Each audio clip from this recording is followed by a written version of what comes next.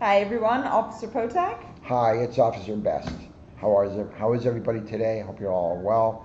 We're doing fine, keeping busy, probably more so than what we'd like to, but Yeah. we're taking some time to get some book reading done for your enjoyment. So with that, today's book is called That's Not Fair, Hare. What do you think a hare is? And it's not this, Hare is a or rabbit. lack of this. It's a rabbit, yeah. Thank you. Appreciate your saying that. There's no denying it, so might as well point it out. You're right. That's not fair, Hare. I got butterflies flying around. One day, Muggs the turtle plodded down to the farmer's cabbage field as usual for her lunch. When she got there, she found a greedy young hare wolfing down all the cabbages. "Slow down," cried Muggs. "If you eat that quickly, there won't be any left for me." "Too bad," said Hare. "I was here first." "That's not very nice," said Muggs. "There are enough cabbages for both of us if we share them." But Hare was very greedy, and he didn't want to share. He must be an only child. "I've got a much better idea," he said craftily.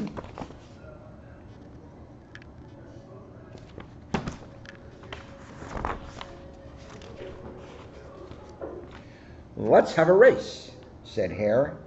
"Meet me tomorrow morning at my home under the oak tree.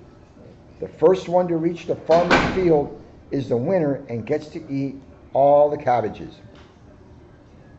"It would be nicer to share," answered Muggs. "Besides, your legs are longer than mine, so you can run much faster." But Hare wouldn't change his mind. "If you don't race, then I'll get all the cabbages," he said. So Muggs agreed to the race. It's like somebody running and you driving a car. That's not even a race. Oh, let's not underestimate the turtle. This is the tortoise and the hare. I'm sure he's got something planned. By the next morning, everyone had heard about the race, and several animals were gathered under the oak tree to cheer Muggs on. Slowly, Muggs made her way to the start line. Hare was waiting there, chewing on a blade of grass.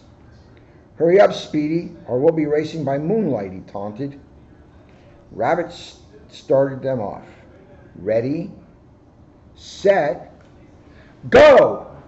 she cried. At once, Hare zoomed off, shouting rudely, "See you tomorrow, Turtle, or will it be next week?" Muggs started to crawl after him, but Rabbit stopped her. "You'll never get anywhere if you go that slowly," she said. "To go quickly, you must hop like this." Rabbit began to hop along the path, calling words of encouragement to Muggs. "Back legs higher," she shouted. "Hop, hop, hop." Rabbit was so busy watching Muggs, she wasn't looking where she was going. Crash! She hopped right off the path and tumbled into a ditch. "Help!" she cried. "I'm stuck." Muggs sighed.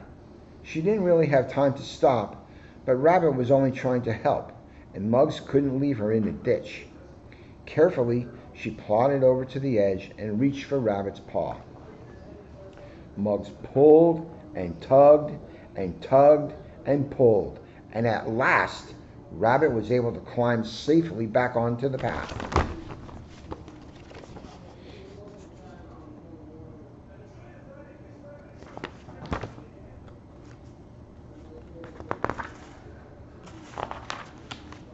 Squirrel was waiting for them.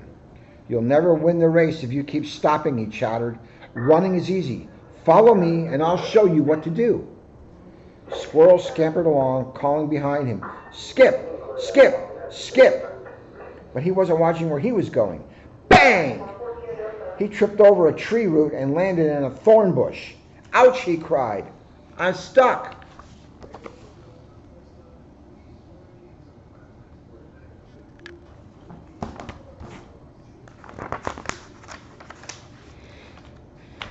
"Bother," said Muggs.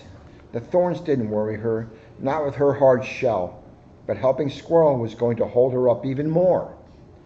"I'm never going to win this race now," she thought, but still Muggs crawled into the bush and held back the branches so that Squirrel could scramble out.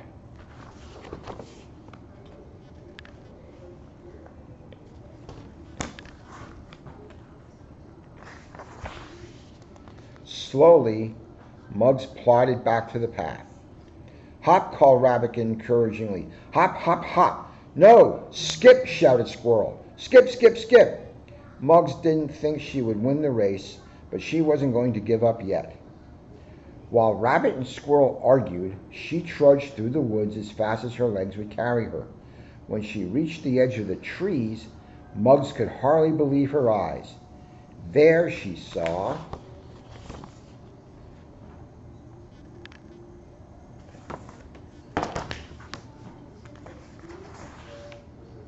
Hare asleep by the stream.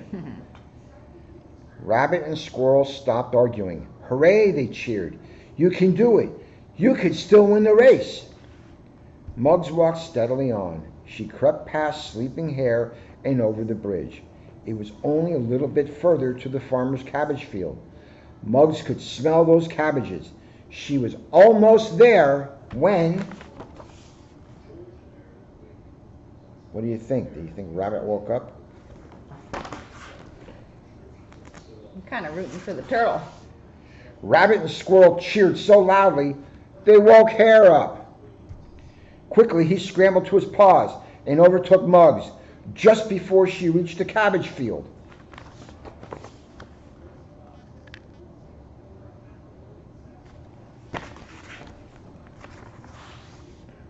"I won," said Hare smugly. "The cabbages are all mine." "But that's not fair," said Rabbit, very angry. "You only won because we woke you up." "True," said Hare, "but I am still the winner." Suddenly Muggs had a clever idea. "Let's race again," she suggested. "Only this time the winner gets the cabbages and that field of carrots next door." Greedily, Hare licked his lips. "All right, I'm bound to win." "So, where shall we race to this time?" "Home," said Muggs. "Those cabbages and carrots are already mine," said Hare. "We'll see," Muggs replied. "Ready, set,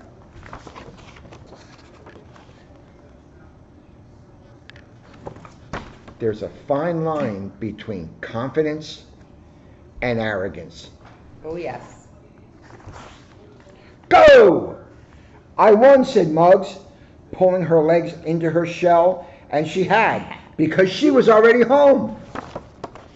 She outsmarted the Hare. There you go. Not That about fine speed. line between confidence and arrogance.